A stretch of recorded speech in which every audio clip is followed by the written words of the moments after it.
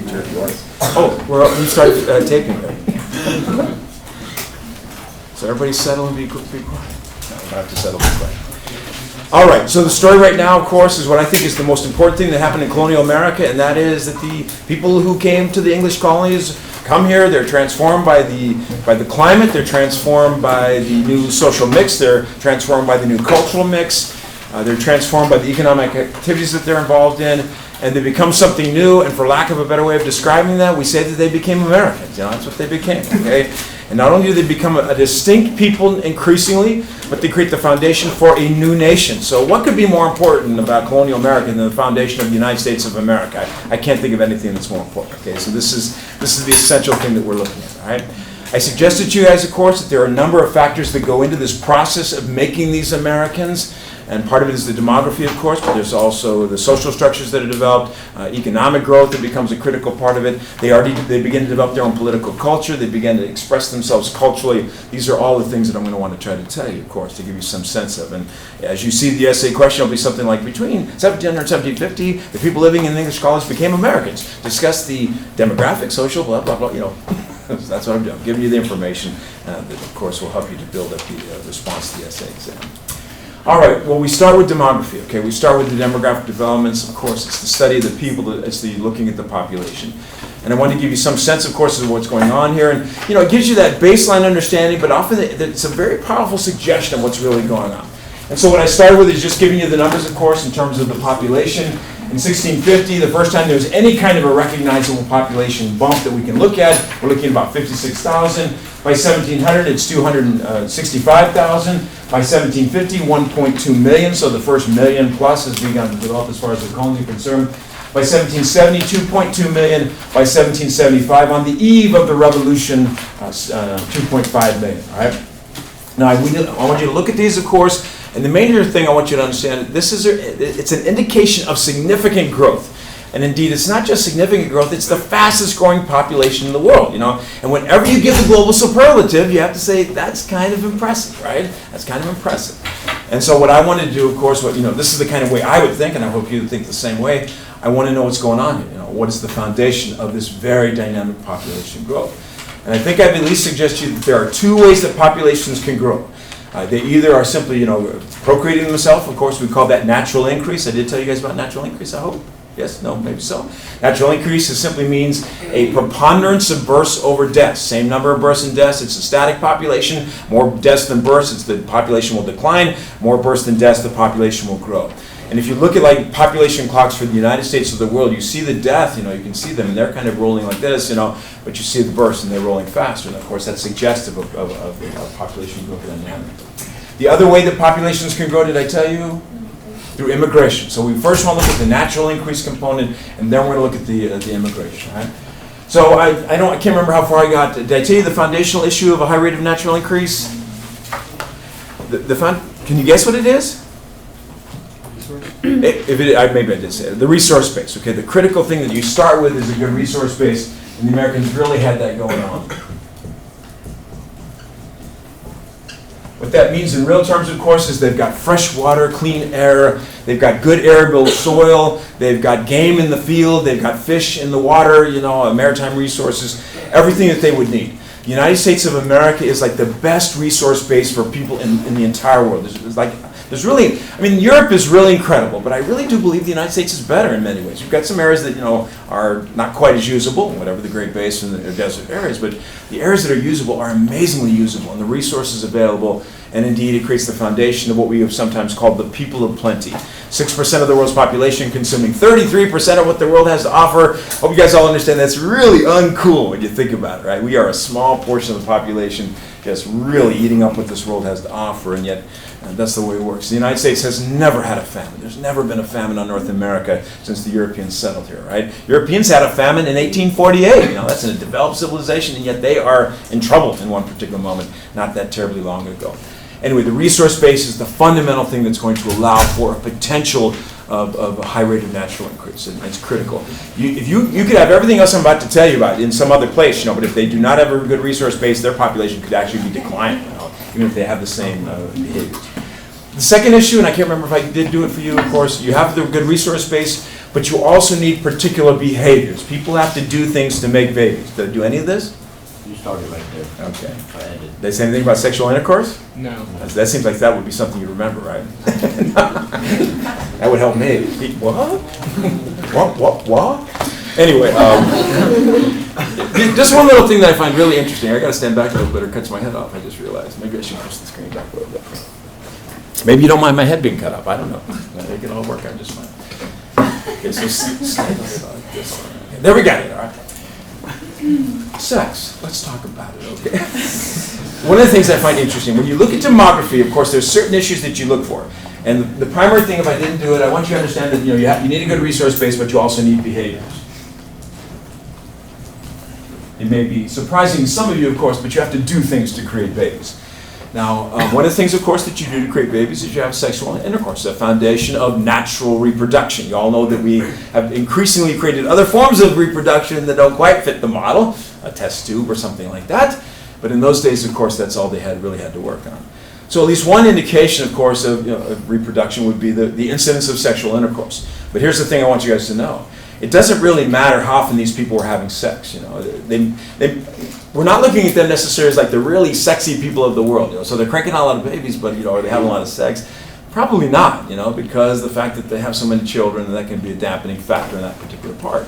So let's just say they had sex, 10 times, but they had 10 babies. It doesn't matter how many times you have sex as long as there's a reproductive activity. But the point is, and I'm spending way too much time telling you, we don't pay attention to that part. So I'm not going to tell you that the colonists were really sexy people or something like that. That's not the issue, okay?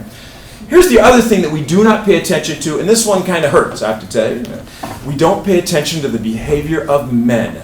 Men become sort of non-interesting in this particular activity. The man becomes what we call the universal sperm donor. Okay? So they're a constant variable. They're providing sperm, but there's nothing else that we have to worry about that. Okay? And part of it is just the biological nature of the male, that once the male becomes procreative, they can be procreative until almost the day they die, which is kind of intriguing, right? And in some ways problematic. The 90-year-old father of a baby, that sort of seems like, ooh, do we want to go there necessarily? But because of that kind of constancy of potential for reproduction, the man is just sort of sitting there as a constant, I don't know what you call it. It's the constant, so you don't worry about it. Okay, the man's going to provide the sperm, so what? That kind of thing, right? So we don't pay any attention to the behavior of men, and as a man, of course, that becomes a little bit, disheartening if nothing else, right? So what we look at absolutely are the behaviors of women. What are women doing? Because women become the ultimate expression of procreation. So I want to tell you what colonial women were doing that would allow for a very high rate of natural increase. Now to do this, we have to make the class much more romantic. Okay? I got to bring the lights down here. Turn off the front lights. Okay. And I want you to look at the screen. I'm going to share with you what we call a primary document. So this means a document. Oh, damn it! I just had it on and I turned it off. You showed us this last time. I've already got here. Yeah. What you got? I'm gonna turn the camera off for a second because I say some profanities. Okay. So how far did I got? That? Just putting it up. No, you talked about it. Did I tell you anything was going on there? Yeah. You got to like the last column where you said. Oh, so I was just telling you about what it is. Okay. Come on, damn it. Definitely needs some edits. So glad I can't see this.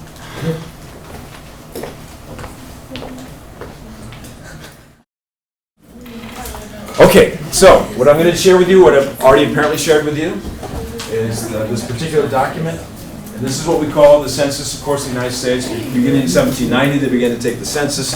The first time they really took a lot of information on was 1750, and I think I went through all this stuff with you guys to show you the various categories of analysis they began to include. The census simply gives us this kind of extraordinary look into the lives of Americans. It's just a snapshot, of course. You're just seeing this one particular moment. But it's kind of intriguing, I've gone through the census entirely for the state of Mississippi, every single page for 1850, 1860, and 1870. And one of the things I find interesting is it's like you're walking down the street and looking into the people's houses, and you get to know everything about their life, their situation, like how much money they have, and how old is their wife, all the stuff that they don't want you to know necessarily. You're looking right into it, okay? So it is kind of an intriguing thing. It's this picture of America at that moment, basically. And of course, there's a lot of things you can do. I think for me, it's been a huge tool. I'm not into genealogy, but I'm into history, and I've used it as a historical tool just endlessly. And those that are genealogists, of course, you guys probably know this is the way, the way to determine stuff. Anyway, what you can do with the census is you can look at the lives of the people, and you begin to see certain things about them. And one of the things that we can see is the foundation of a high rate of natural increase. Now, the issue, kind of weird one, is that this is 1850, so this is not colonial America. But behaviors that you would see in 1850 are the behaviors that are reflections of what they had done in colonial America. They hadn't really changed things that much, okay? So by looking at this document, I can show you what women were doing and how this created this foundation of a high rate of natural increase. So I'm going to go down the page, and I'm going to introduce you to someone that has become quite a friend of mine. What can I say? Got to know each other very well over the years. As I was going just through the census, put it right there, because then we highlight it. Is that highlighting? You don't get the same highlight that I get. You kind of do. Anyway, I remember I actually came across a woman that I really wish I would have remembered her name, because she tells the story even better. But I want you to introduce you to this woman by the name of Anna Myatt. Class, this is Anna Myatt. Anna Myatt, this is my class. I do kind of really like the resurrectionary quality of history, that you bring some back to life. That who's thought of her? And here we're going to think about her just a little bit, okay? Just to remember that her life was meaningful in some kind of way. Now, if you look at Anna Myatt, you begin to see things that tell us the indications of what could cause a high rate of natural increase, right? Now, one thing that we're going to ignore almost absolutely is her husband, right? Which really seems kind of uncool, Mark, whatever, get out of here, dude. Anyway, one thing that I do want you to see, though, is you see the age differential. This is extremely common at this time and in colonial America. I don't know if you guys noticed, but you can just look what's going on there. He's 10 years older than she is, That happened all the time. It's like it's absolute normal phenomenon for the husband to be at least 10 or even sometimes more years older than his wife. And one of the weird parts about this is it really meant that men were marrying girls. And it's a suggestion of the imbalance of relative power, and that would be sustained throughout the entire time. The more we get to an egalitarian kind of relationship, the ages come together much more, of course. My wife is actually a little bit older than I am. Of course, I let her know that every time that there's any indication that, she robbed the cradle on that. I think she's 7 months older than I am. The funny part about it is that whenever there's been an important document in our life, that has registered on the document. So when we married, I was 22, she was 23. When our first child was born, I was 27, she was 28. When our second child I was 29, she it's like every time that something important comes up, we get to see it, okay? Wow, you're much older than him, aren't you? Yes. Anyway, this is a kind of common phenomenon. But let's just look at Anna, okay? And when we look at Anna, we begin to see some of the behaviors that led to a high rate of natural increase. So the first thing I need you to look at is the relationship between Anna and her oldest child. So here's Anna up here. She's 37 years of age. Here's Louisa right here, right? And she is 20 years of age. So tell me something about Anna. Something that happened in her life, okay? First child at 17. Okay, she had her first child at 17. So that's an indication of it.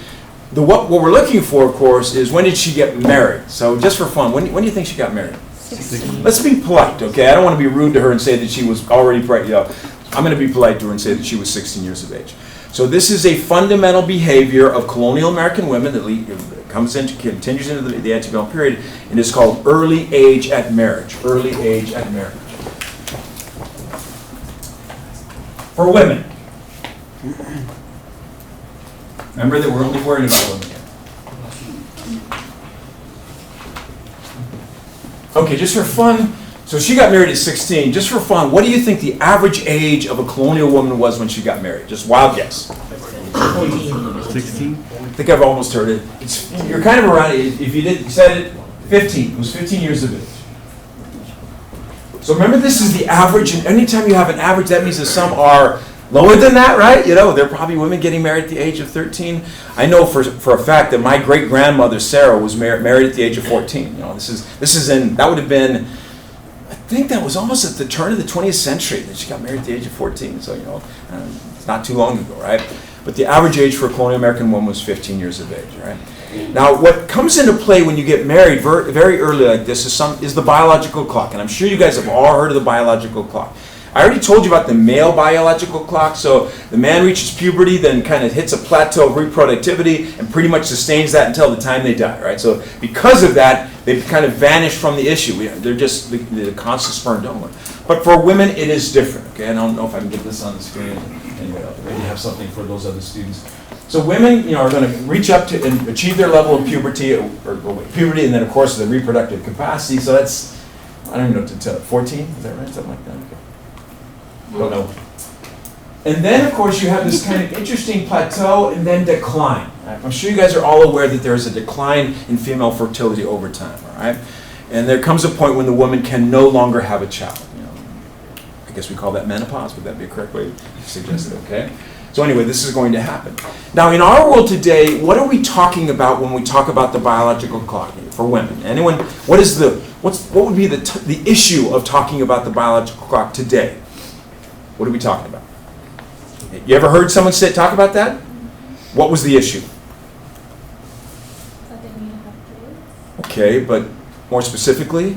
Once you hit a certain age, you're running out of time to. Okay, we're almost always talking about the end of the biological clock, right? So this is a modern American woman or a modern world woman, and she's gone to college and she's worked hard to get a career. She's become a professional. And it's taken time to get that all in play, right? It takes you time to do that, all right? But she's also, and she also wants to have the kids, But at that moment, she's now 32 years old. It's getting a little later in the game, right? So she thinks, I want to have the kids too. Well, if she starts, I want to go a little later than that. Let's say she wants to get started at 35. How many kids is she going to have if she starts at 35? Like one. Not too many, okay? Maybe two. Two would be okay, I think. But if you try to push me on two, unless you're getting, fertilization is going to give you twins or something like that, I think it's not going to happen as much, okay? So we are interested in the end of the biological clock story. That's when the whole suggestion of the biological clock came in. They were talking about the end game of the biological clock. Well, colonial women are looking at the beginning of the biological clock. So that means that they are becoming procreatively active, not only at the peak of their fertility, but in the beginning of a long period of relative fertility. So what this means, of course, is if you start if you put yourself in a position to have babies starting at 15, there is an extraordinarily high chance that you will have you create the potential for many, many babies, okay? So it's just so different, right? If you start trying to be procreatively active at 35, not too many babies. But if you start at 15, it gives you the potential. And statistically, this can be done in American society today. Women who have their first child at 18 have many more babies than have their first child at 35. Okay, this is an absolute fact, essentially. So we're looking at colonial American women becoming sexually active, procreatively active at the height of their fertility and at the beginning of their biological clock, which creates the incredible potential for having a lot of children. You get that part of it, okay? So behavior number one, early age of marriage has a huge potential impact on the rate of natural increase. Behavior number two, we can see with Anna, okay? So what happened with Anna after she got married? What does she start to do? She starts to have babies, okay? And she starts to have a lot of them, right? I hope you see her, okay? So Louisa is first, that's at the age of 17. Then at the age of 18, she has her first son, William. And then at the age, I can't do her ages, but 3 years later, she's going to have a son named Grenberry, I think. And then 2 years after that, she has a son named Alexander. And 2 years after that, she has a daughter. I think it's probably Phoebe, but I can't quite see it very clearly, okay? And then 3 years after that, she has a daughter named Darcy. And then 2 years after that, she's going to have, that's going to be a daughter again named Marshawn. I don't know, I can't read that. And then 3 years after that, a son named Mercat. I'm just throwing football. And then 3 years after that, she's got Mary. And Mary is, the 1-year-old, of course. And for all we know, Anna is pregnant at the moment she's being enumerated. Okay, she could be ready for the next child, essentially. This is an extraordinarily common thing that you see as far as colonial America is concerned. Okay, what we call this behavior, I just want to introduce you to the behavior. It's called unencumbered fecundity. Unencumbered fecundity. It sounds like I'm talking dirty to you. Well, I am. Okay, but we know each other. We've had it. So here we go. Unencumbered fecundity.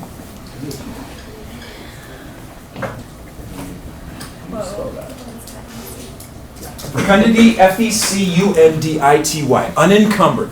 So that means nothing to encumber the fecundity.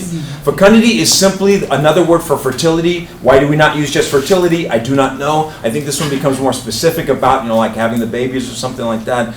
But unencumbered fecundity. Now, what's the obverse, of course? That means encumbered fecundity. And just to understand what this means, it means nothing to encumber. So nothing to stop the person from getting pregnant.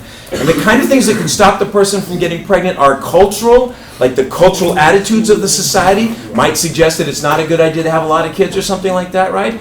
And the other form of, today, of course, of encumberment is technological. So nothing technological to stop you from getting pregnant at every single opportunity. Now, in our society, are we all about unencumbered fecundity? Not at all. We live in a society of distinct encumberment of fecundity, right? And we have two things going on here. Number one is cultural. Our attitudes of our society is that having a lot of kids is not a good idea. That's not a good idea.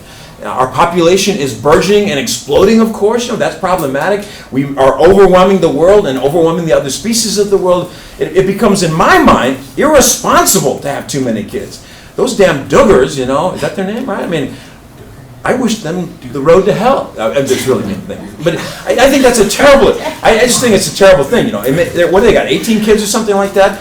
And of course, there's so many things, problems. By the way, if you're from a really big family, I think that's wonderful. I don't want to go. I never get going on a rant like this, and I had two twins in front of me. We have, 10 brothers and sisters. Oh, I love you, big family. You're so cool. Cheaper by the dozen, man. Anyway, but the Dugars, it's almost like that was the family business, having kids, right, to keep themselves in money and keep themselves on the cover of People magazine or whatever, okay?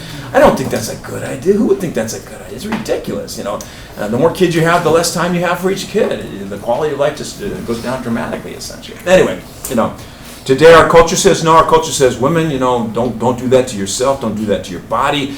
Go get educated, become a professional, get a career. Do all this kind of stuff. And at the end of that, of course, if you want a kid, go for that too. But our culture says no, and our technology gives us incredible opportunity not to get pregnant. Right? One of the things that kills me about American society and world society is we have so many potential ways of not getting pregnant. Yet we have these huge rates of unintended pregnancy. And to me, that's the font of the whole abortion conflict, right? To me, here's Chris Johnson's solution to everything. I believe myself so incredibly reasonable. But, we have the right to life people over here, of course, and we have the pro-choice people over here. So I want to take the word right from them and choice from them and go right choice, And the right choice is to use some kind of contraception so you don't get pregnant when you don't want to be pregnant. And, of course, I don't want to put this, it's not on women, it's on men and women. You both have the choice there to do the right thing. And then if we don't have any unintended pregnancies, guess what? We don't have to deal with the issue of abortion. Yay! It's a wonderful, I feel like breaking into song right at this moment. Anyway, hallelujah, amen, done with that preaching, okay? Anyway, I forgot what I'm even talking about. But, we have all kinds of encumbrance. In colonial America, there was nothing to encumber them. Nothing to encumber them. Their culture said, have as many babies as you possibly can. It's a very small population in a sparsely populated land. They needed people. They needed people to be labor. They needed it all over the place. So the culture is saying, have as many babies as you possibly can. There was no significant technology. And even if there had been significant technology, they wouldn't have used it. They don't want that kind of thing, all right? So this becomes the dynamic of the situation, unencumbered fecundity. Women had baby after baby after baby after baby. In fact, it becomes so significant that I can give you an average, okay? Just for fun, can anyone guess the average number of pregnancies for the average colonial woman? 14. Haven't heard of it. Someone high, someone low. It's 10. The average American colonial woman had 10 pregnancies.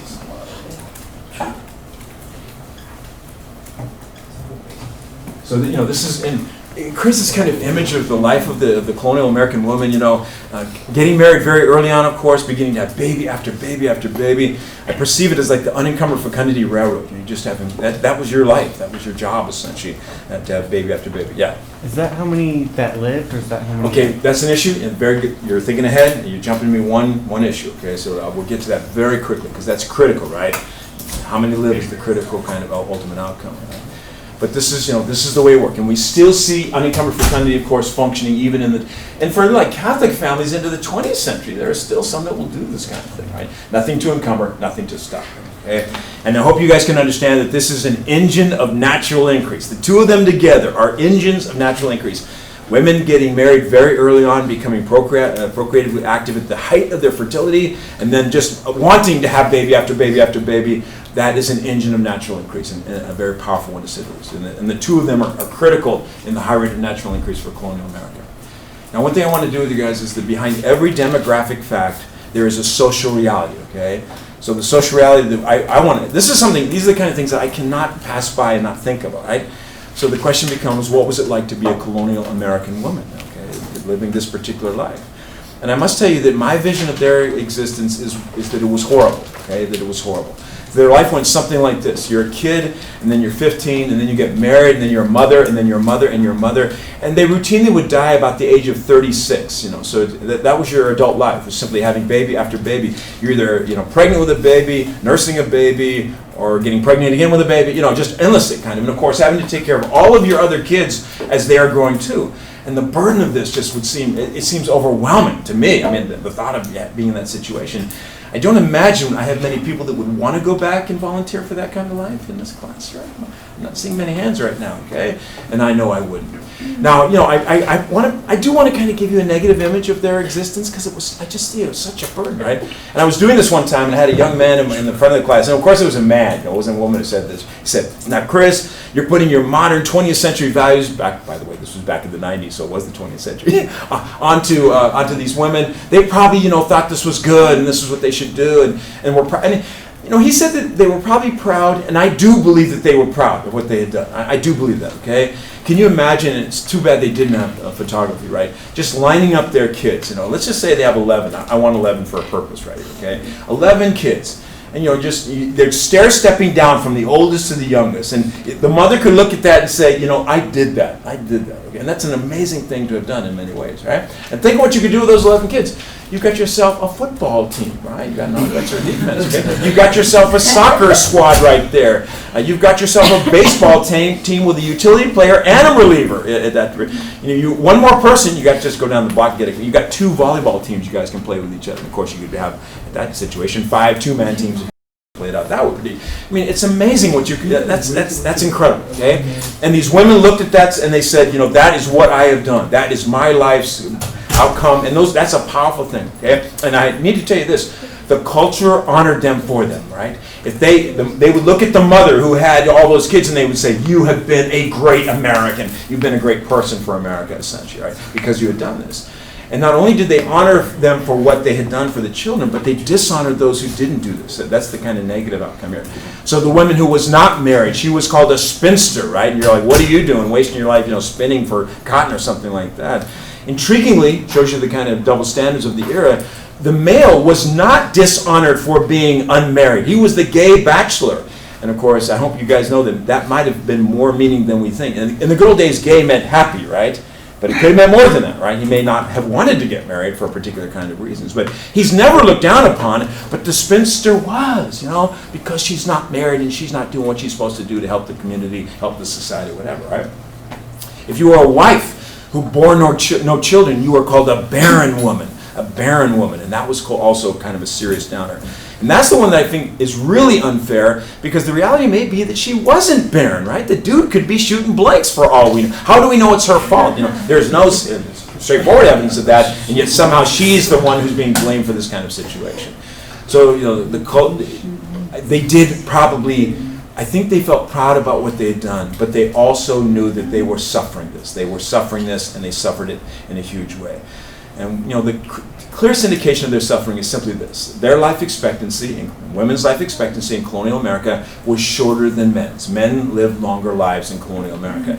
We don't really think that that's a natural way that it should be, right? In our society today, I'm sure you guys know that you women have almost 2 years more of life, potentially, than every single man in this classroom. I'm not exactly sure the dynamics of this. It may have something to do with testosterone and other kind of things that impact a male in the long term in a negative kind of way. But in those days, women lived on average 2 years shorter than men. And we know the reason, right? They put their bodies and their lives at risk time after time after time.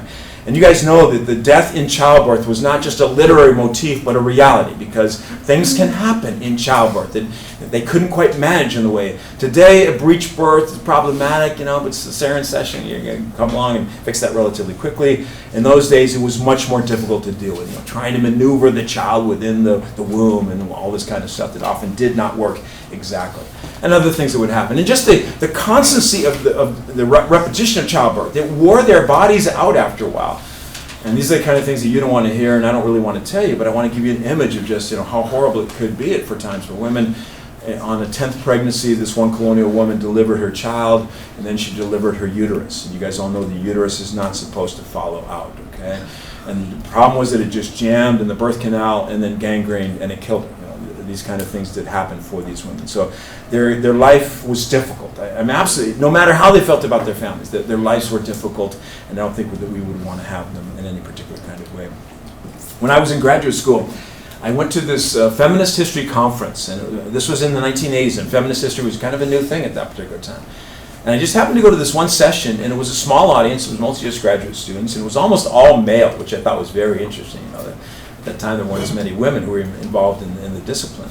And this woman historian, who I did know, she was actually a professor at UC Riverside, and I never took a class from her, but I did know her. She was giving this really interesting talk, and she talked about this thing that she called the feminist hierarchy of values, the values of things that women need to gain control of it to achieve true equality. And so she, and they kind of use that word, to control. You need to control the situation, right? So she asked us, and like I told you, almost an entirely male audience, can you guess what the number one feminist hierarchy value is? What is the thing that we need to control more than anything else? And of course, I'm thinking about this, and I actually was kind of an aggressive student at that time, so I raised my hand. It was the first one to raise my hand. And I simply said, well, it must be, your relative economic position. You want more control over that. No glass ceilings, of course, equal pay for equal work, women as the CEOs of major corporations, all that kind of stuff. And she said, that's really important for women. We do value that highly. That's number two. She said, that's the second most important thing they're looking for. And I remember kind of looking and thinking, what's number one? And so another guy raised his hand, and he was trying to think of what else he could think of. And he said, well, then it's political power, control of the political situation, a woman president, equal number of women in the House of Representatives, the Senate, and governors and stuff like that. And she said, that's really important for women. That's like number three, okay? She said, but what's number one? And the interesting thing to me about that moment was that I think she could have given me the rest of my life. I'm serious. The rest of my life to guess, and I never would have guessed what they were talking about, all right? Because it just isn't the way men think. But number one was control over your body. And so I remember that when she said that to me, I almost didn't even quite understand what she's talking about. What do you mean control over your body? Men don't really think in terms of relative control over their bodies. Our bodies, they do go out of control. Okay, we can get sick. And when we get sick, we tend to be really bad sick people. I know that part of it, okay? But other things that might lead our body out of control, they don't happen to us very often. So we don't have menstrual cycles, and we've never been pregnant, and we don't quite understand. And if you think about that, that's really interesting, right? That those are moments when your body, because of reproduction, it's out of control, right? Things that you cannot absolutely control about. And part of what our modern world has been to try to control that much more if we possibly can. I've often thought, to really allow men to understand women, we'd have to do two things here. I'm hoping we never are able to do this, but have a man have at least one period, okay? Just to get the whole, and a bad one too. Make sure it's a bad one, okay? The only problem I see with this is like a man with PMS. That could leave people dead. People are dead. Oh, what happened? Well, he has PMS. Oh my God, We'd have to lock the guy up in a padded cell during that part of the period, But even then, all of a sudden you start bleeding, oh my God, we don't think we're simply dying, that was the way we perceive that. The other alternative to this would be to experience either don't want to make this to go on too long, but 1 week of a first trimester of pregnancy or 1 week of a third trimester of pregnancy, okay? And I can only, I can't even imagine having a living body, an alien being inside of mine. And it's like kicking. And of course, that's supposed to be, that's grotesque, There's something kicking inside of, it's moving around. Get it out, get it. There's no way in hell that we can understand that kind of stuff, okay? Because we can't. And thank you, God, for not allowing us to understand. There's part of me, I do not want to know what that is, But it's an interesting, it's critical for women, of course, the control of the body. It took me so long to internalize this. I swear to God, this is my maleness, 20 years later, I'm like, I'm starting to get this. I'm starting to understand this a little bit, okay? But here's the thing that I finally came to grips with, for a woman like Anna, she had virtually no control over her body. You see that, No matter what kind of person she is and how wonderful she thought her life was and how much she loved her children, she had no control over her body. Her body was a machine. It was a baby-making machine, and she had virtually no control over the entire thing. Was it with the same dude every time? Or was it with like multiple different people? In what case? Like having her children? Are you talking about Anna? Yeah. Oh my God, man. You're the first person to ever cast aspersions on Anna. I don't know what Mark was doing. He's probably messing all over the place right now. That's an interesting, impossible question for us, right? Can we know that kind of insight? I'm assuming absolutely. In that day and age, this is the Victorian era, where that would be just a scandal beyond repair, and of course the family would be damaged, and I can't imagine that she would even think in those terms, So they're not us, okay? They're somebody very different. They're not us in a lot of attitudinal ways, right? So don't think that I'm sure that Mark's the father of all this. Of course, you're going to force me to go back and do a DNA on all of them, aren't you? Anyway, hard to know exactly what's going on. Anyway, these women, of course, did not have control over their bodies in any particular kind of way. They call pregnancy confinement sometimes, that was a way that it's almost like you're behind bars when you're in this. And this was their world as such, just these machines to make babies, and then they died, So I really perceive this as a difficult existence. I do want you guys to know that over time, of course, women began to encumber their fecundity, and the 20th century has been this great century of encumberment, basically, as women have gained more and more control over their bodies. And of course, they're able to use a variety of devices for contraception. Of course, they can have sex, but they don't have to get pregnant. That becomes part of the equation. And increasingly, even, there are ways of controlling your period, right? Aren't there patches or something like that that could allow you to miss your menstrual cycle for 9 months or something? This amazing kind of things that will allow you to not have to confront those particular issues in a variety of different ways. And we do believe, of course, in the modern world that the women's ability to control their bodies is a fundamental component of a healthy society. When you look around the world and find where the women do not have control over their bodies, where they're getting married forcibly, often at the age of 13, when there's genitalia mutilation, of course, where they're forced to continue the kind of prospects and process of unencumbered fecundity, those are some of the worst places in our world, where human rights are kind of minimalized in a very powerful way. But where women have control over their bodies, these are the best places in the world. Okay? This is the place where human rights and human dignity are sustained in a powerful kind of way. So just understand that no matter how we look at these colonial women, of course, they may have been proud, but they were suffering this. It's a difficulty. They're sustaining the burden of a high level of natural increase. It's falling upon them in a very significant way, and so they just have to become the machines of this process. All right. Now, I need you to know about one last thing, and it's been suggested already a little bit. I'm going to shut down and light up the class again, because I don't need the... Bye-bye, Anna. You guys say bye? Aren't you nice to be here and visit with us? You can have a situation where you have a high rate of, you have early age of marriage for women, and you have unencumbered fecundity, and yet you could have actually a static population or even a declining population. One other factor has to come into play. Can you guys guess what that last major factor is? The kids have to live. The kids have to live, okay? So the issue is what we call infant mortality.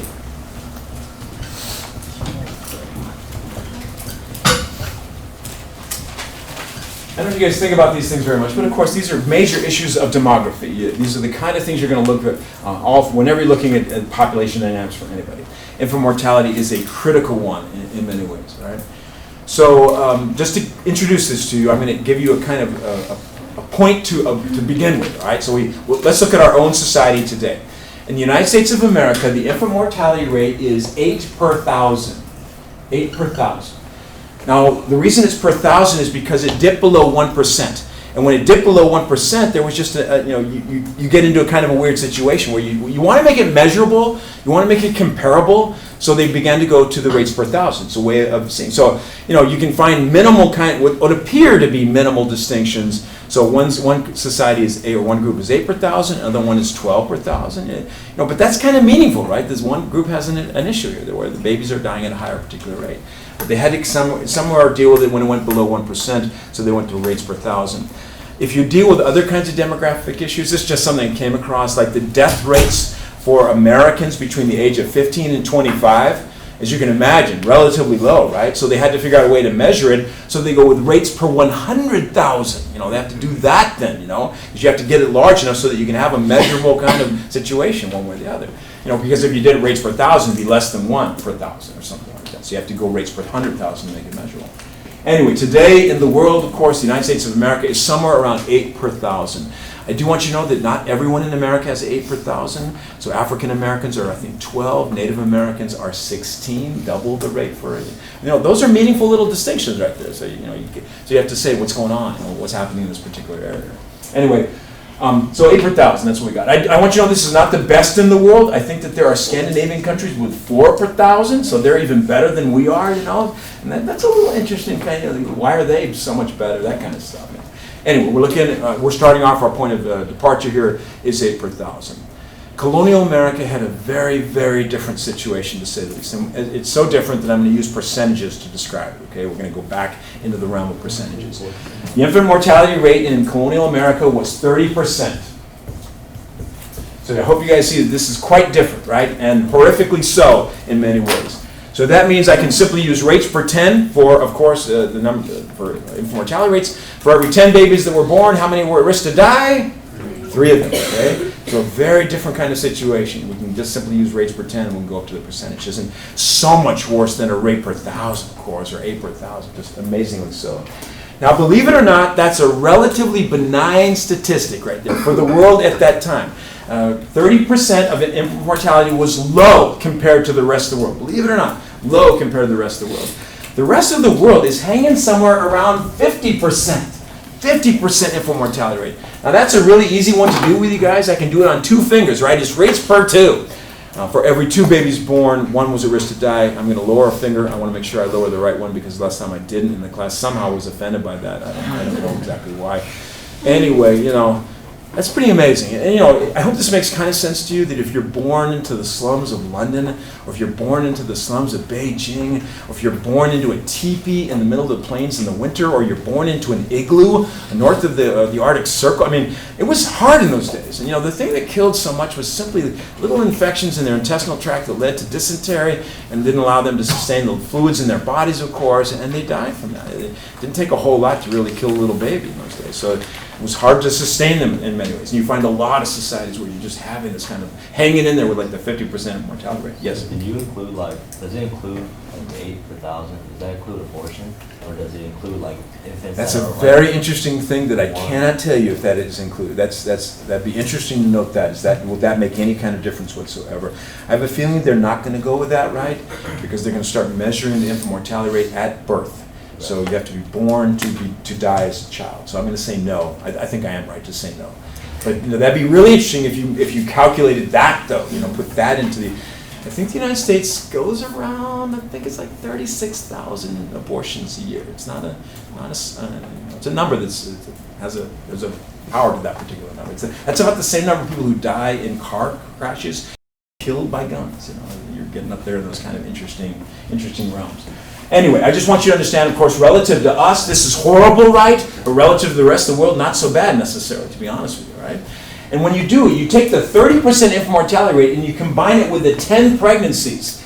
So not every mother is, of course, will have 10 children, of course, ultimately, but she'll have 7. And you guys all know that if every mother has 7, well, the population is going to grow, right? These are all what we call engines of natural increase. Early age at marriage, unencumbered fecundity with 10 pregnancies, 30% infant mortality rate, you're still left with 7 over, of course, and your population will grow and grow and grow. You see how that is all coming together, okay? Imagine if they had our infant mortality rate. It'd be ridiculous, right? The population would just be exponentially expanding.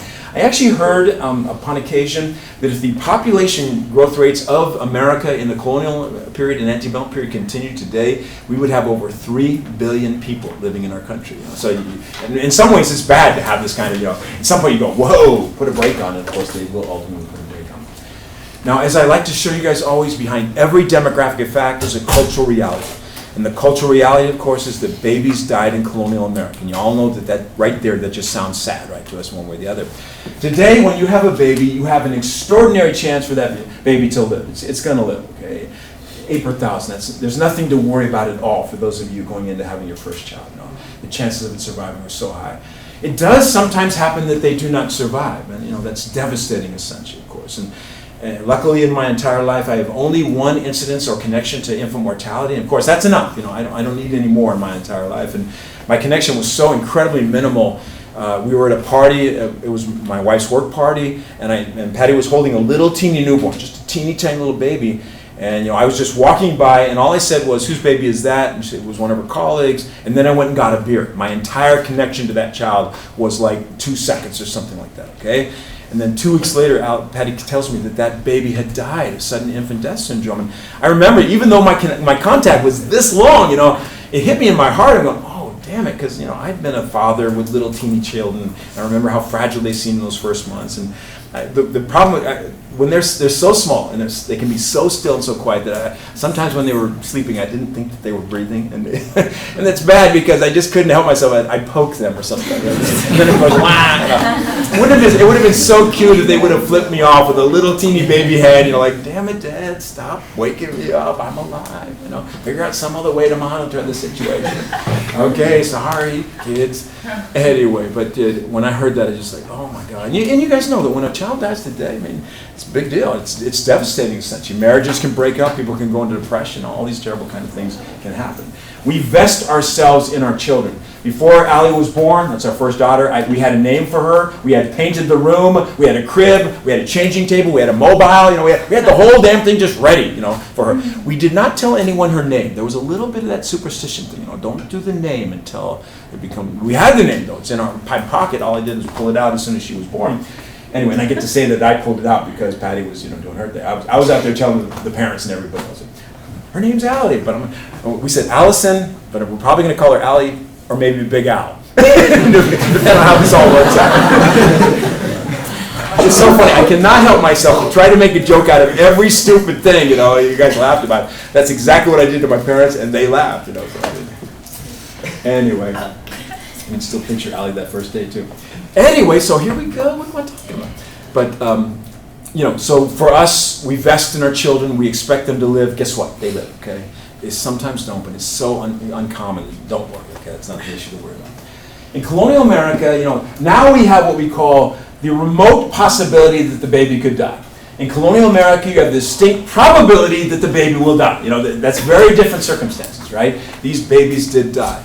And so what we look at, what we're, as historians, we're interested in, we're looking. And again, I'm kind of pissed. They only really pay attention to how the mother felt about this, like the dad doesn't care, or the dad's, doesn't have any emotional feeling about this. But they've studied the women, and of course that's what you study the mothers, and they've tried to figure out, how did women deal with the reality that their children are going to die? Some of their babies are going to die.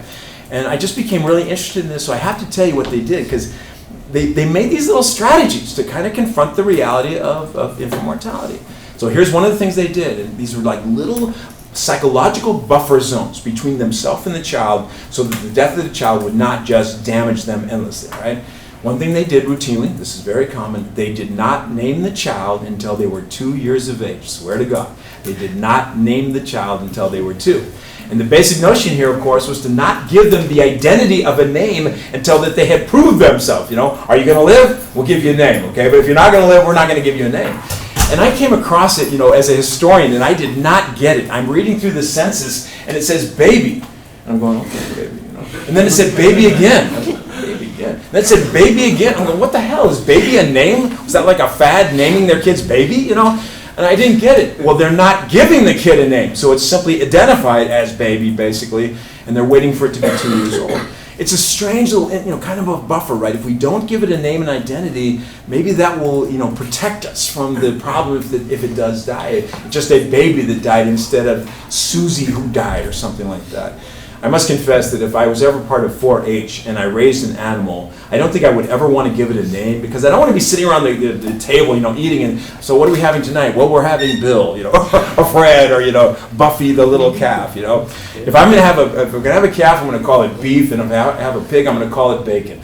So what are we eating today? Bacon. I have no problem with that at all. No big deal. Anyway, it's just like buffering yourself a little bit. Here's another one I came across that I found really interesting. These were very literate women who kept daily journals where they told everything they did in their day. I mean, they're amazing for historians, right? We get to see their entire day. And so this woman's writing in her journal, and she says something like this: today I was delivered of a beautiful baby girl. She had a baby that day, okay? An event in her life. So you flipped a page, okay? Next day, no mention of the baby. Flip a week, no mention of the baby. Flip a month, no mention of the baby. Flip a year, no mention of the baby, okay? Flip 2 years, and all of a sudden, a 2-year-old little girl begins to appear in the narrative, okay? So that means she talked about everything in her life except for this child that might die. Okay, because she might. And I don't want you to think that they didn't like throw the kid in the crib and walk away from him, because that's a guarantee of death, right?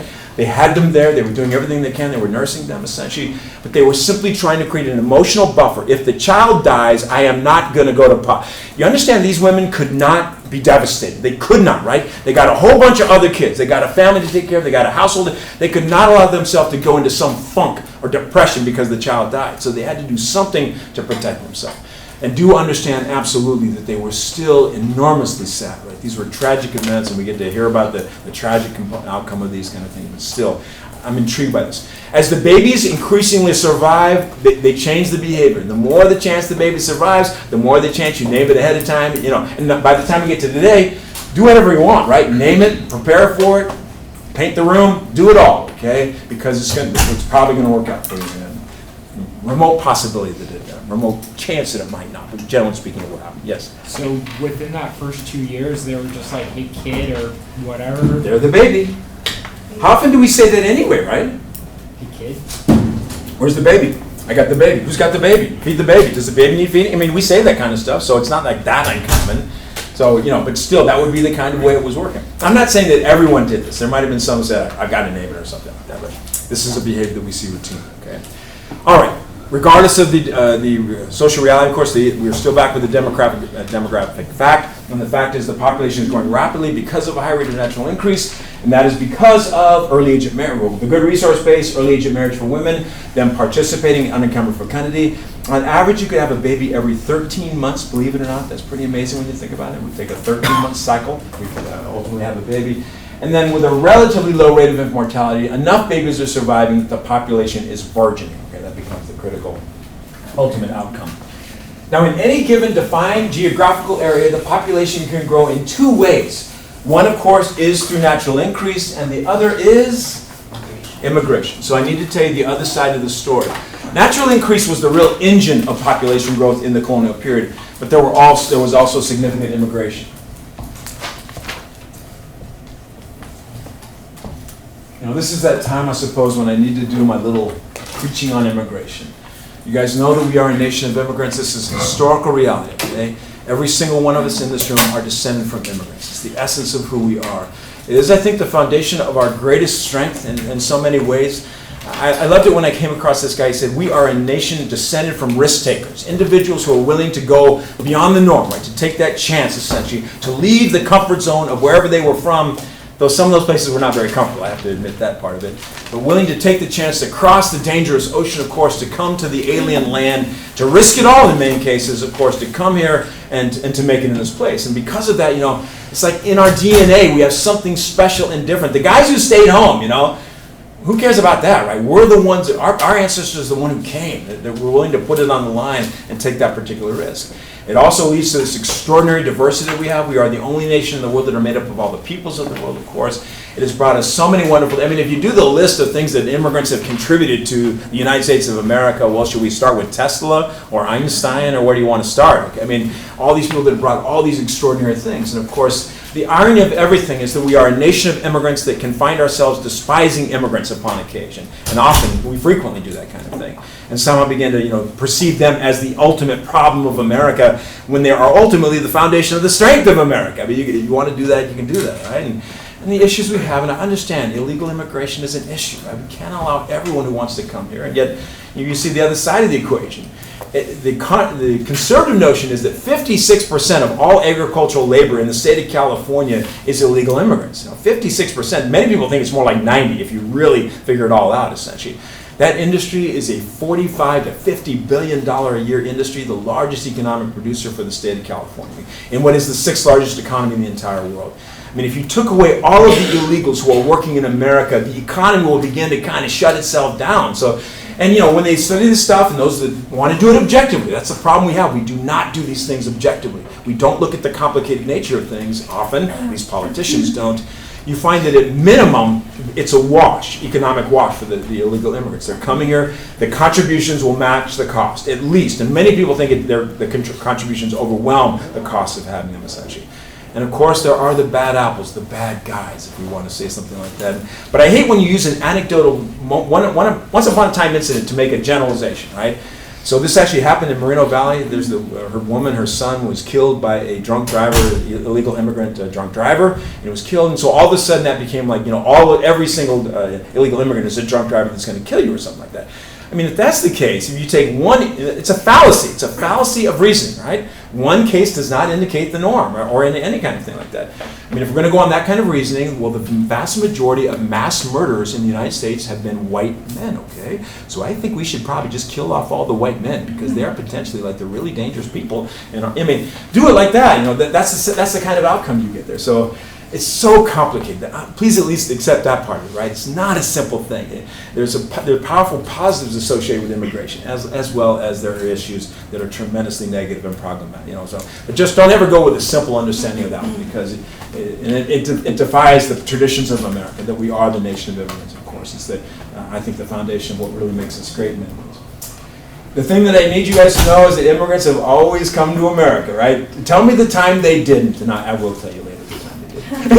Because they didn't, it's kind of notable, well, they didn't come at that time. Oh my God, what's going on here? But usually they're coming, right? It's usually part of the process. I'm not going to make much more of a big deal besides my little preaching to you right there. Hallelujah, amen, we're done with that. But I want to tell you that they are coming, that they are beginning to increase the population of colonial America. All I really want to do is tell you who's coming and how many are coming. That's all we're going to do here for this exercise. And I'm going to mess with this a little bit because I want to use a period of time from 1700 to 1800. Sometimes that's what you get. You get the numbers that are available to you. So we're getting an understanding of immigration for the 100-year period of the 18th century. The reality is that most of them came before the Revolution. So this is really between, like, say, 1700 and 1775. The Revolution will shut down immigration. It makes sense. War, violence, et cetera, et cetera. Those things will shut it down. But generally speaking, these numbers have to do with this entire period. So who's coming, where are they coming from, how many are coming? That becomes the issue. And I'm just going to go through my little list here.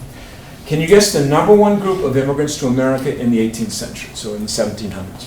Number one group, and I've kind of given you a hint who it should be. Who it is, really.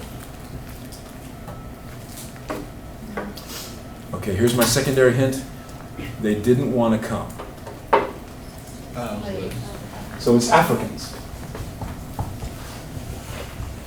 The number one group of immigrants to America in the 18th century were Africans. And of course, they're involuntary immigrants. This is part of that larger dynamic that I told you about, that if you look at the entire Western Hemisphere, Africans outnumber Europeans 7-1. So we should expect that Africans are a very important part of the immigration pattern at this particular time, and indeed they are.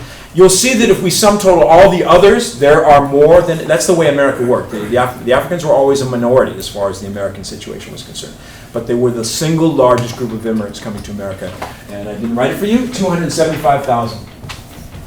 So we're looking at somewhat over half of all of those who would come. Some of them came, of course, in the 17th century, and a few would come afterwards. The United States will shut itself off from the international slave trade in 1808. That was part of their decision. That actually comes out of the constitutional agreement in many ways. And once they did that, of course, it was no longer legal to bring Africans into the United States. They simply depended upon natural increase, which of course was very dynamic in America. But of course, remember that the United States has a very long extended coastline, so there was always the potential for smuggling, and it did occur. We estimate about 50,000 slaves were smuggled in. The ban would go into place. And, so many places on the bayou or so many places in South Carolina, just too easy to try to bring them in. It was against the law, though, and if you got busted, you're going to pay a high price for that, but there was some smuggling. Anyway, this is the great moment when Africans are coming to America. The second group, I'll see if I can get you guys to guess this one. So what was the second largest group of immigrants coming to the English colonies? Hi, Dad, son of a gun, you did it. The English are the second largest group that are coming, and it kind of makes sense, right? And we're looking at about 250,000 English people who came to the colonies during this time. Here's the thing that I find most interesting. I'd like to tell you, what's the interesting fact of the moment. This is the last time the English will be a dominant immigrant group. the last time. They're going to continue to come, but they're never going to be the dominant kind of group that they were at this particular moment.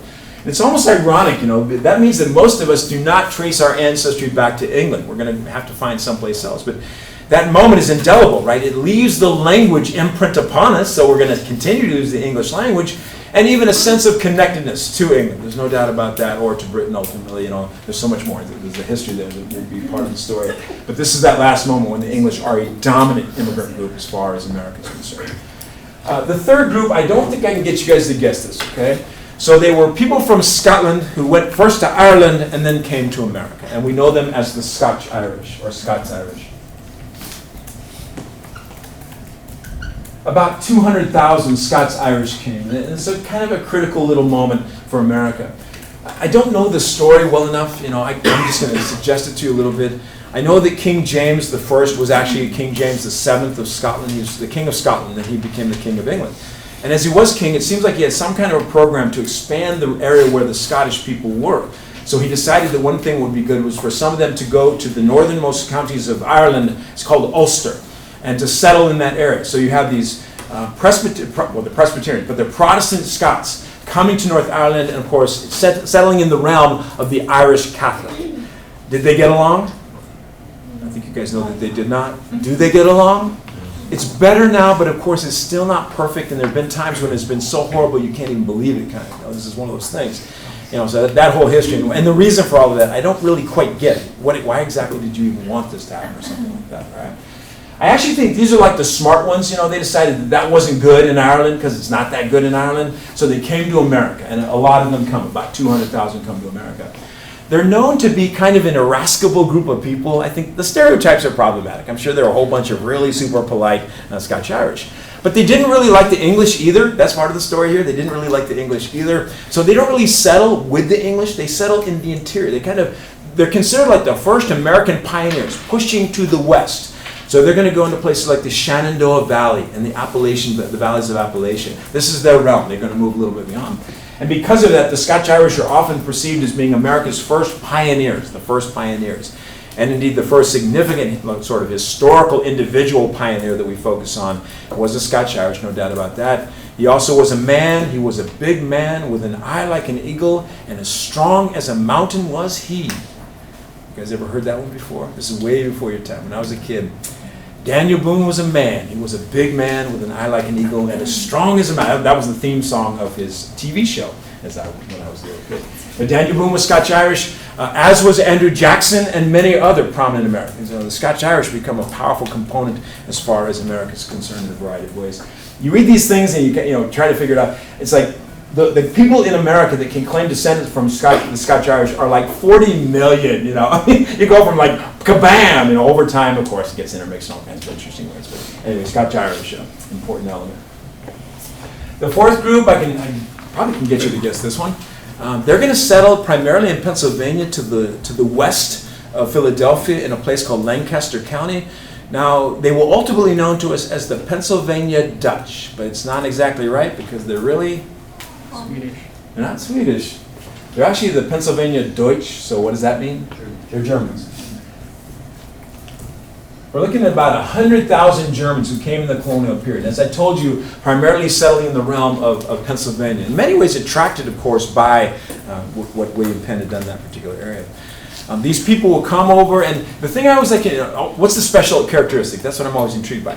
The Germans are this incredibly consistent immigrant group to America. They always are coming to America.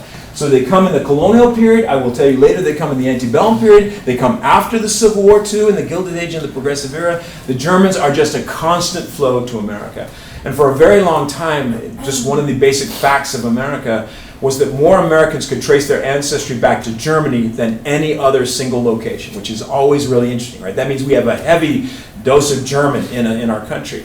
I think that's beginning to fade out because, of course, of all of the Latino immigration to America. So, and I don't even know what we're going to do with that. Are we going to say that means we go back to Spain? I don't think so. It really means we go to South America, Mexico, and South America.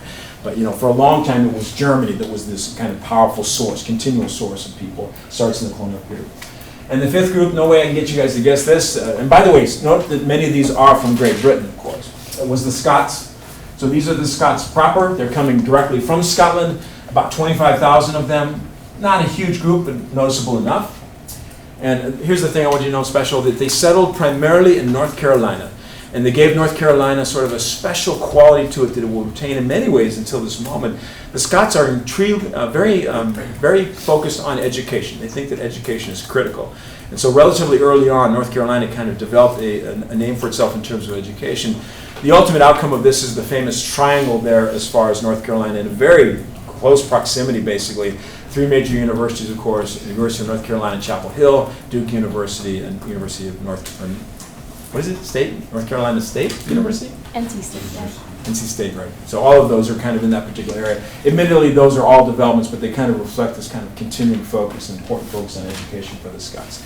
So they're all going to come, and I hope you guys see so many of the things here. They're going to increase the cultural diversity, right? Remember, that's always a component, of course, of the American story, but also add their skills, their human capital. They're going to bring population, and all of this becomes part of this, dynamically growing population, which becomes, as I told you, the fastest growing population in the entire world, right? As the population grew, it began to develop its own distinct social structural apparatus. Social structures began to develop. So we want to have that as our heading right now, for social structures. These are all my devices to try to get you guys to understand. First, I guess it's to help me to understand, and then I'm trying to help you guys to understand too, okay? So here's one thing I think. As in my studies of history, and I hope you guys understand that really I'm just interested in the human condition and the human story. I'm trying to figure out people, if I possibly can.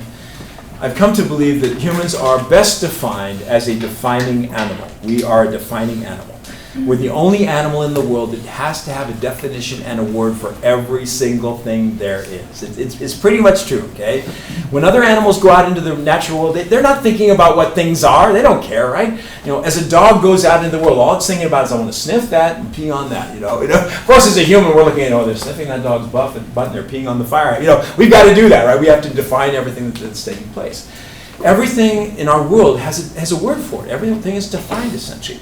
So everything from the tiniest speck of dust on the floor, and I don't know if you guys know it, but the word for dust, a speck of dust in English, is a mote. We have to do that, right? We have to have a word that defines the speck of dust. Like that's some kind of critical thing. And of course, if a bunch of motes come together and we find them under the console over here, we call that a dust bunny. I don't think that's technical, but that's what everything there is we have to define. So every piece of clothing in this classroom, every piece of the desk, every part of any technology, every part of that technology, every piece of that, they all have words. We have to define everything.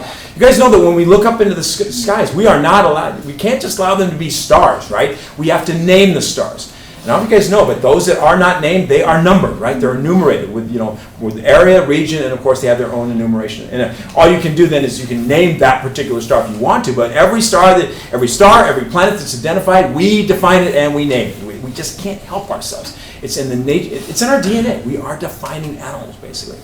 Now, what that means more than anything, of course, is we seek to define everything in our world, and of course it means that we seek self-definition. We want to define ourselves and to understand what we are. And so we're all engaged kind of constantly in self-definition, And so that would mean everything from the names that we have, which of course are not our names, but then we sometimes mess with them and we go with initials, or we want to use the middle name instead of last, or whatever, or some nickname that we would do.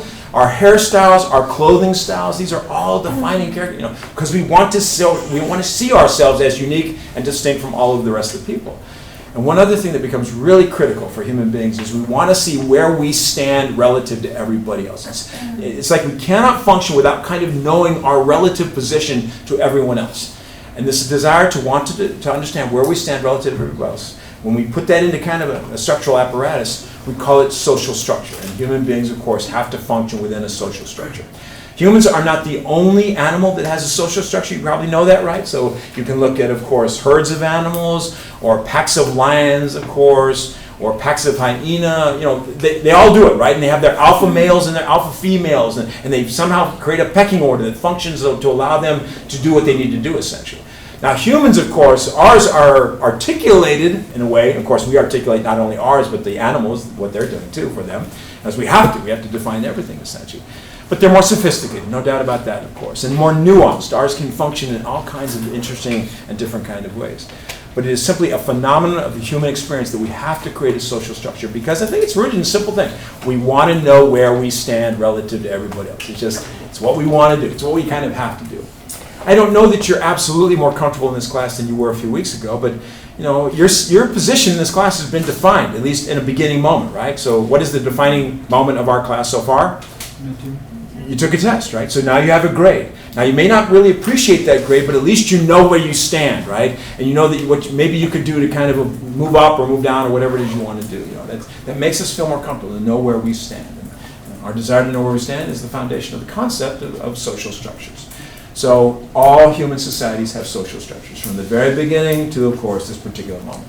So what I'm just trying to tell you, as the American population grew, it began to develop its own unique and distinct social structural apparatus. And I want to give you some sense of that.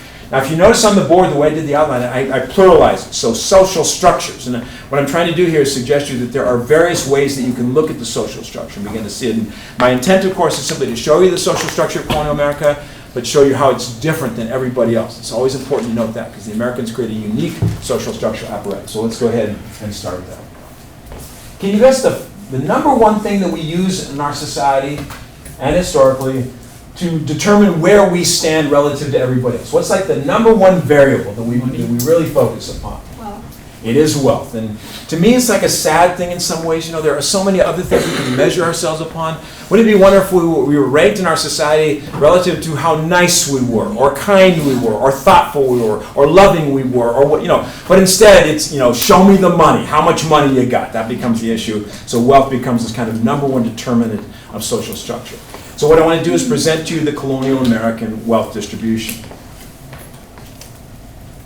Here we go.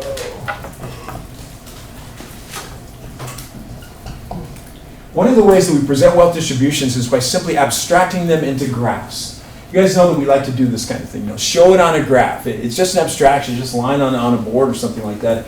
But it allows us to see what's going on. And I think the most important thing with these kind of abstractions is that they allow you points of comparison. That's what you're almost always looking at. You want to compare that you have a rate per thousand, or you have a percentage or whatever. How does it compare over time? How does it compare over space? These kind of things. So we create these wealth distribution graphs to kind of show us what's going on, right? And so we have two axes on the graph itself. I can never remember which one is X and Y. Sorry, I flunked out of all my mathematical classes. But this axis right here is wealth, so how much money do you have, of course, and this one is population. And what you can do, of course, is simply graph people in terms of how much wealth they have and how many people there are, and it leaves you with a way of looking at the wealth distribution. Now, one thing I'm intrigued by in human beings, I always think, we have the potential to create so many varieties of behavior. I mean, think about it. And we actually kind of do, right? We create these enormous varieties of behavior, dressing, whatever it is we want to do at any particular time. But if you look historically at human beings, we've only really distributed wealth in two ways. There's only two ways historically that humans have even thought to distribute wealth, which I find very interesting. Now, admittedly, within the two ways, there are variations on the theme, but it's really two structures, and then everything else is kind of just something of a variation. The original wealth distribution, so this is the original way that human beings began to distribute wealth, and from the very beginning of the human experience, we call it an egalitarian distribution. So egalitarian is this interesting word. You're taking the word equality and you're taking it from being a noun to an adjective, right? So it's egalitarian society, so the society is the noun and the adjective modifies the noun. I'm really bad at this stuff. I can say it, but I can never remember what the hell I'm talking about. Okay, let's pretend like let's just pretend that whatever I'm saying is right in this class. That's a wonderful thought. No, we shouldn't pretend that at all. Anyway, egalitarian simply means an equal society. So you have a relative equality in wealth distribution. So what you find in an egalitarian wealth distribution is you have a median level of wealth. So let's just say everybody's kind of near that median level of wealth. And if you actually put the people onto this, so we're going to put the population onto it, it scattergrams itself. So there's people all over the place. Okay? And it kind of ends up being this sort of interesting blob. And I didn't do it perfectly. It should be that there is an equal distance between the richest person in the world or in that society to the poorest person. There should be, they should be kind of equal distance from the median level. And in all situations, even if you have the most amount of wealth, you're not that high up or anything. If you have the least, you're still doing okay. You're going to survive in this situation. So this is an egalitarian wealth distribution, kind of scattergrammed in this kind of interesting blob way around a median level of wealth. Can you guess what kind of society would have this? And I'm going to give you guys a hint here. We have talked about these people in our class. Who would have wealth distribution? We have talked about them in our class. People in Africa. Pardon me? Africa? You could there. You can go there if you want to. Let's stay closer to home. Who were here before the Indians. European? Native Americans often had an egalitarian wealth distribution. This is the original wealth distribution, and it would be seen uniformly in what we call hunter-gatherer societies, okay? This is the way the hunter-gatherer works. You guys understand that a hunter-gatherer cannot accumulate wealth. It doesn't make sense. You are nomadic. So how much crap can you have? Only enough that you can carry from one place to another, right? You can't store your wealth in a particular kind of way. So whatever it is that you have, you're just going to kind of have it and use it.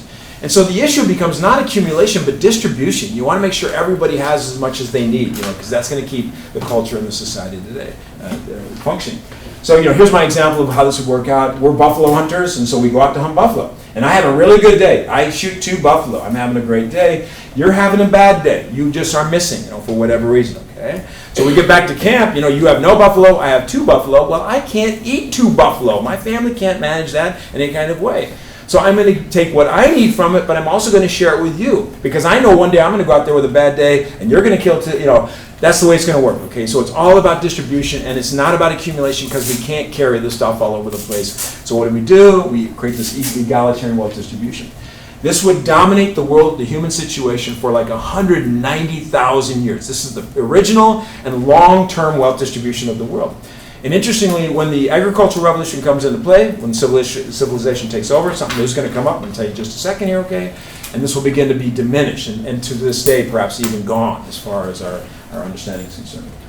Intriguingly, as the new wealth distribution begins to evolve and develop, there will be some who will hearken back to the good old days, right, of sharing and egalitarianism. So I would argue like socialism is an attempt to return to this, original human distributional apparatus. Not that you can do that necessarily, but that's what they're kind of hoping for. So anyway, this is the old way that it used to be done. The new way is defined, the new wealth distribution, the one that really dominates the world today, is called a hierarchical wealth distribution, or a hierarchy. The word hierarchy was introduced to the world by the Roman Catholic Church. And the Roman Catholic Church, it's just a word, of course, that we can use in a variety of different ways.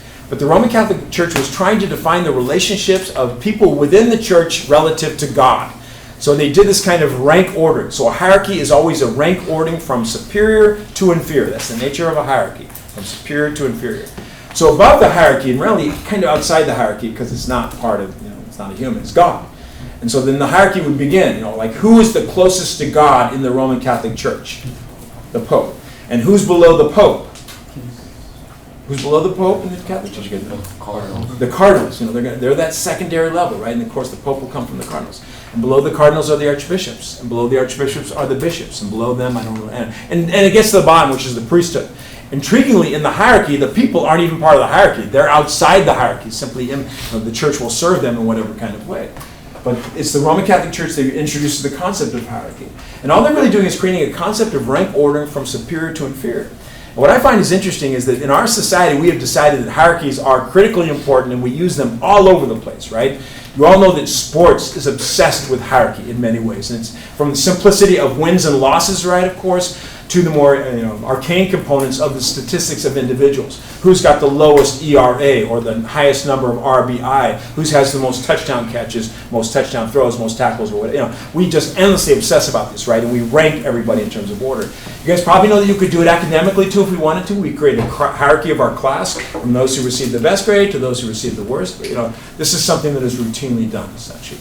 So what I'm trying to tell you is what will begin to evolve with agricultural revolution and civilization is a new distribution that we call a hierarchy, going from those who have a lot of wealth, of course, to those who don't have much.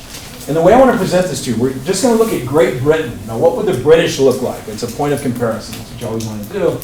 And the British would look like something like this. It's the classic wealth distribution triangle, or sometimes you go multidimensional, the pyramid.